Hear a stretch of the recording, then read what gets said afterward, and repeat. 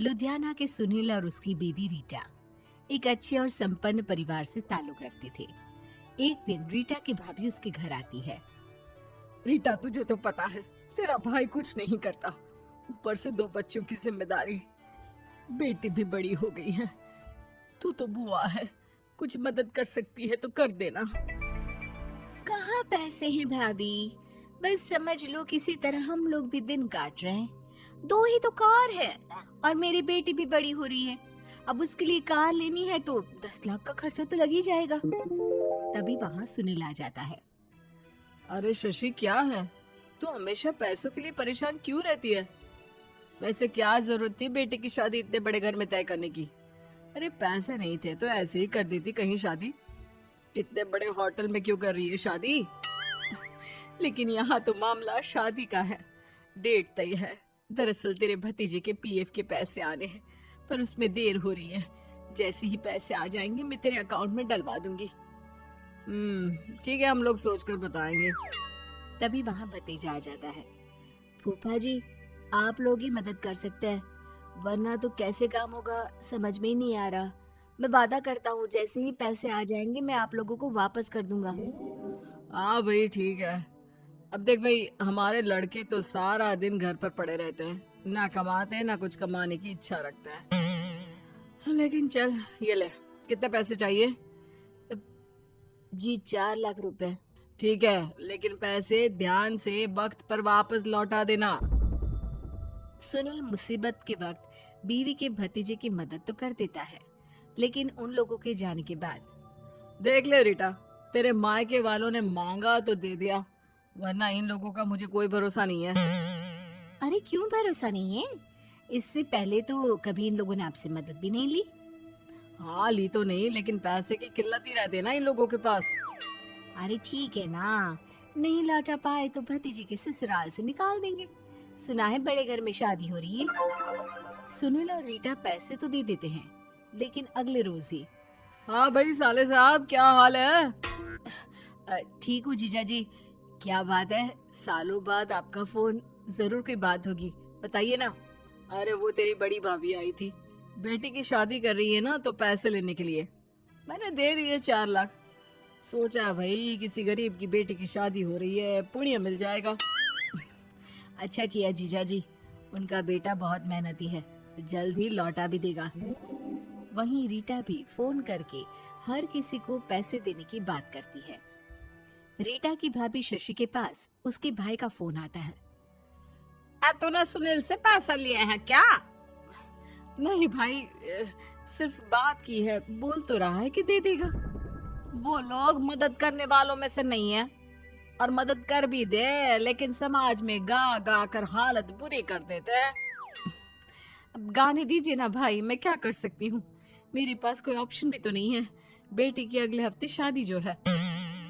शशि की बेटी की शादी हो जाती है, लेकिन शादी के 1 महीने बाद ही सुनील का फोन भतीजे के पास आता है। हाँ भाई, शादी तो हो गई हम लोगों की दुआ से। अब देख, ऐसा ही फायदा होता है पैसे वाले रिश्तेदार हो तो। तेरे वक्त पर हम कैसे खड़े हो गए थे, लेकिन अब पैसा लौटा दे भाई। जी मैंने पीएफ के लिए अप्लाई कर दिया था, उसकी नोटिफिकेशंस मैं आपको भी भेज देता हूँ। मुझे लगता है 10 दिन में पैसे आ जाना चाहिए। जैसे ही पैसा आएगा मैं आपके अकाउंट में डाल दूंगा। और ना जी ना, कोई नोटिफिकेशन नहीं चाहिए, पैसा चाहिए, पैसा। अब ठीक है अंकल, बस 10 दिन का समय दे दीजिए। अभी हफ्ता भी पूरा नहीं होता कि भतीजे के पास उसके गांव के दूर के चाचा का फोन आता है। और बेटा क्या बात है, सुनील के कोई पैसे ले रखे हैं तो दे क्यों नहीं देता? हाँ चाचा जी, बात तो हुई थी, 10 दिन का वक्त मांगा है, उम्मीद है हो ही जाएगा। अरे फोन कर रहा है, रोज बता रहा था कि बेटी की शादी में मदद की थी। अब क्या है ना, भले ही शादी 10 दिन रोक देते, लेकिन सुनील से मदद नहीं लेनी चाहिए थी। याद है ना, मधु की मदद करके कितना बदनाम कर दिया था उसने पूरे घर को सोसाइटी में। हाँ चाचा जी, मैं भी यही सोच रहा था कि उन लोगों से मदद नहीं लेनी चाहिए थी। कई लोगों के फोन आ चुके हैं। वही रीटा अपनी भाभी को फोन कर देती है। क्या है भाभी, कब पैसे लौटाओगी? पता है ना ये कितना बोल रहे थे, तुम्हारे बोलने पर मैंने पैसे दिए हैं। भाभी अब तो आपके बेटे की कार बेच दो और हम लोगों के पैसे दे दो। अरे लेकिन रीटा, बात तो 3 महीने की हुई थी ना, अभी तो 2 महीने भी नहीं हुए पैसा लिए, थोड़ा तो सब्र करो। नहीं नहीं भाभी, वैसे मेरा बेटा टिक्कू आ रहा है आप लोगों के घर रहने के लिए, उसको अच्छे से खिलाना पिलाना, समझी? भाभी को समझ में नहीं आता कि वो क्या करे। वो बेटे से बात करती है। अरे माँ, इन लोगों से मदद लेकर सच में बहुत बड़ी गलती कर दी। मुझे खुद समझ में नहीं आता कि कैसे इन लोगों के पैसे जल्द से जल्द दे दूं। तभी डोरबेल बजती है और रीटा का बेटा टिक्कू घर में आता है। आओ बेटा, मामी के घर पहली बार आए हो रहने? आप पापा बोल रहे थे कि आप लोग पैसे का ब्याज तो दे नहीं पाओगे, तो तब तक मैं यहीं रह लूं। और हाँ, मैं एसी के बिना नहीं सो पाता। आप लोग अपना देख लेना और पैसे जल्दी लौटा देना, क्योंकि मैं थोड़ा जल्दी जाना चाहता हूँ। रीटा का फोन शशि के पास आता है। भाभी, पैसे कब तक दोगे? बेटे की विदाई के बाद शशि के घर का माहौल बिल्कुल बदल जाता है। वो हर वक्त बेटे से उसके पीएफ के पैसे पूछती, और पीएफ यानी कि सरकारी काम। आजकल में पूरा 1 महीना और बीत जाता है। भाभी, मैं और ये अमेरिका जा रहे हैं, घूमने के लिए पैसों की बहुत जरूरत है। रीटा, मैं पूरी कोशिश कर रही हूँ कि जल्द से जल्द पैसे का इंतजाम कर दूं, लेकिन पक्का नहीं बोल सकती। तभी सुनील का फोन भतीजे के पास आता है। देख माना 3 महीने की बात हुई थी पैसे लौटाने के लिए, लेकिन अभी मुझे पैसों की काफी जरूरत है। मैं अमेरिका जा रहा हूँ, तो पैसे मैंने किसी से ब्याज में पकड़ लिए हैं। तू हर महीने 4 लाख का 20,000 ब्याज डाल देना मेरे अकाउंट में।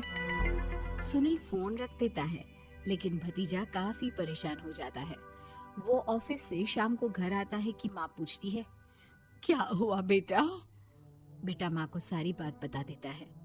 माँ भगवान के सामने हाथ जोड़कर खड़ी हो जाती है और रोने लगती है कि तभी बेटे का मोबाइल पर मैसेज बजता है। माँ, पीएफ के पैसे आ गए।